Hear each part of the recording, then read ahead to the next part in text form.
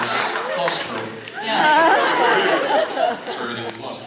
So, I wanted to, I know that there are a lot of people in the audience who probably feel the same way, but I think, the LGBT community is very glad that a show like Lost Room exists, and very glad that people take it as seriously as you do in representing people on screen, not as a gimmick, not as, why don't we do this and we'll just throw this in as an afterthought.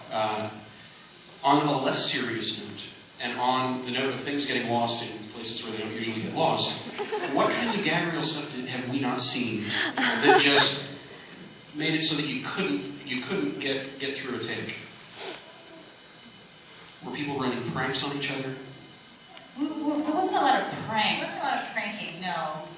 Like not during a scene. No.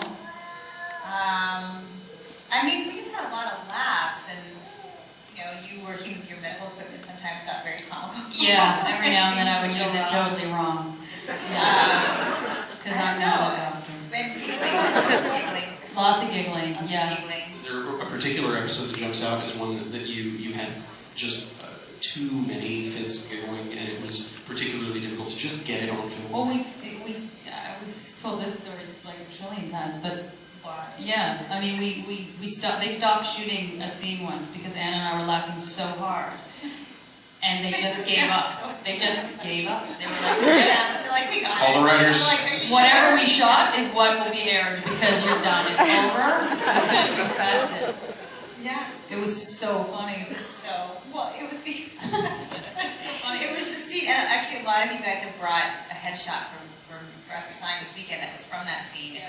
We're at the bar, and I think we're trying to figure out the level of chemistry between people or something. I'm like, he's a 4 and she's a 6, or you're telling me how sexually charged these two people are, and she turns around and there's 2 people that we're supposed to be referring to in the scene. And she's like he's at like a 7, and yeah. she's at like a 4.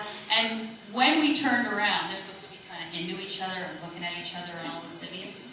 And she goes, take those guys for example, and we turn around and both of them at the exact same time are like, and they're like.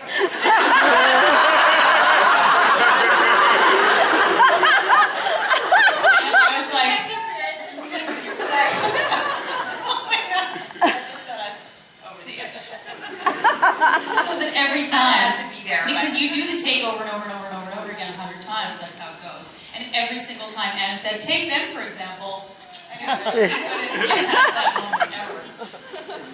So will you two be back at your table after this? Yes, we'll be there.